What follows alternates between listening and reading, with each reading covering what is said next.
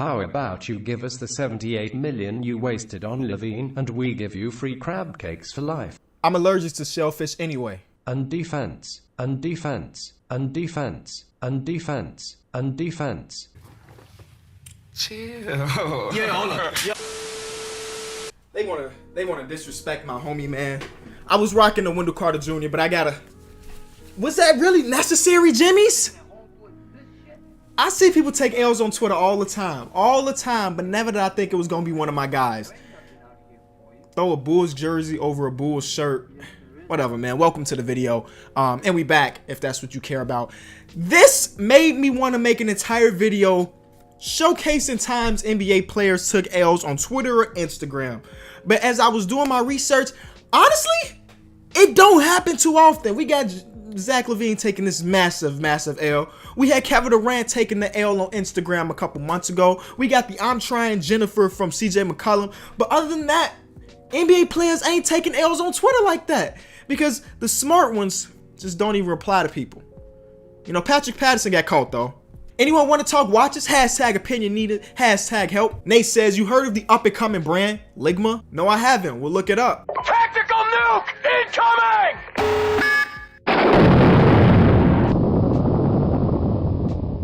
Now y'all know the Ligma thing is a dead meme, but still, precise execution by the man Nate Breeze getting Patrick Patterson. Patrick Patterson took his L and he kept going, and he was really in need for some watches. It seems like. Hopefully he didn't get the one made by Ligma. I'm actually looking at this trend, and Patrick Patterson legitimately needed people to talk to about watches. You know, sometimes famous people say stuff to get their interactions up, but they don't really read the comments and stuff. He legitimately seemed like he replied to almost everybody. Thoughts?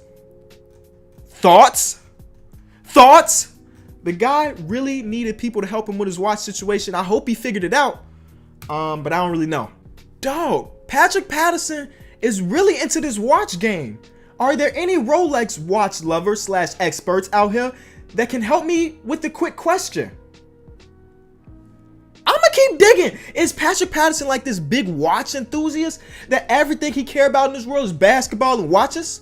So there's no more watch tweets for Patrick Patterson, but I did do some digging and found in October 30th, 2017, he said this: where can I watch season 2 of Attack on Titan? Where can I watch Samurai Champloo season 1? And where can I watch Death Note season 1? Hashtag help. Now, for most of y'all, this means nothing, but for me, this makes me a Patrick Patterson fan. I love all of those shows, man. He's trying to go back and watch. But anyway, let's move on to the next one. So CJ McCollum is one of those players that's always on social media. So because of that, he gets handed a lot of L's because he's kind of interactive with the fans and all. But I forgot about that one time he gave out a massive L to Chandler Parsons. Shout out to Hunter for reminding me of this. So early 2017, the Trailblazers tweeted out a gif of Chandler Parsons airballing the 3.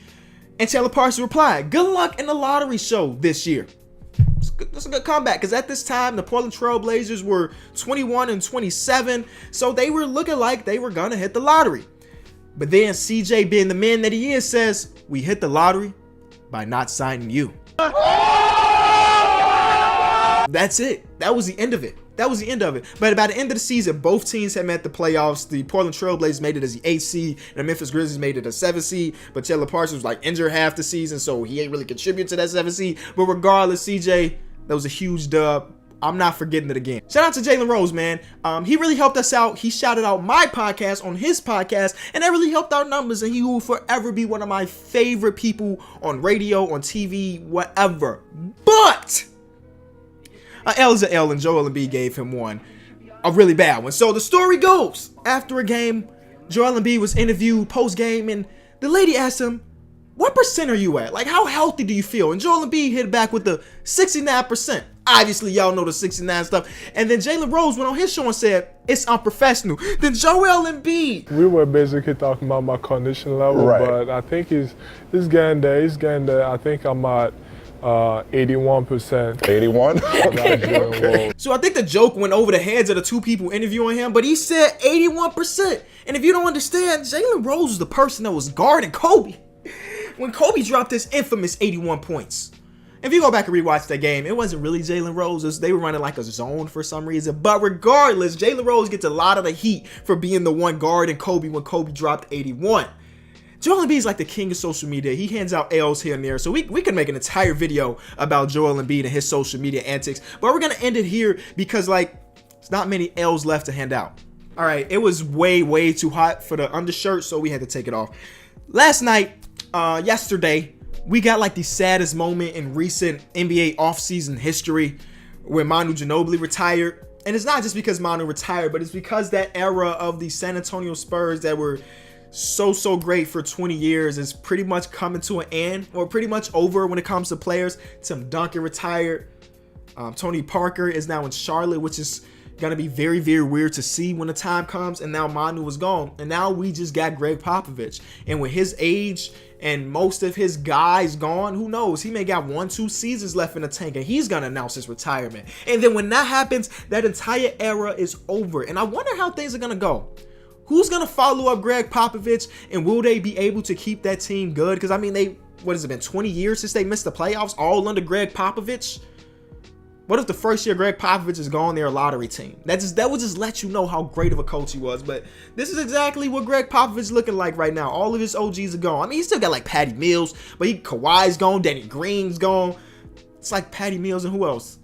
I don't even know. Who else is the OGs on that squad? There's not much. So y'all want to know who the best shooter outside of the NBA is? It's this guy right here, Lethal Shooter. I've been following him for a very long time, and I can honestly say I don't think I've seen him miss more than like 3 shots in the entire existence of his Instagram page. The dude is without a doubt one of the best shooters, like, to not have an NBA jersey. It seems like he works with players in the offseason to try to get their shot going and everything, but you can just watch his videos and just know that he's like the purest form of a shooter. I don't know if he can score the ball in other ways, but that don't matter if your jump shot is looking like this.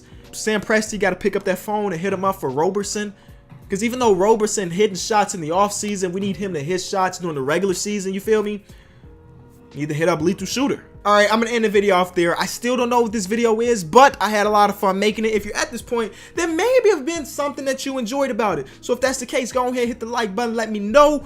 I'll be back tomorrow. I mean, maybe it's 2 days in a row I've uploaded, and it's been a minute since I did that, man.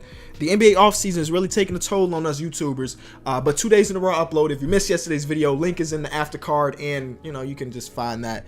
It was a very fun one, too. Thank y'all so much. Peace.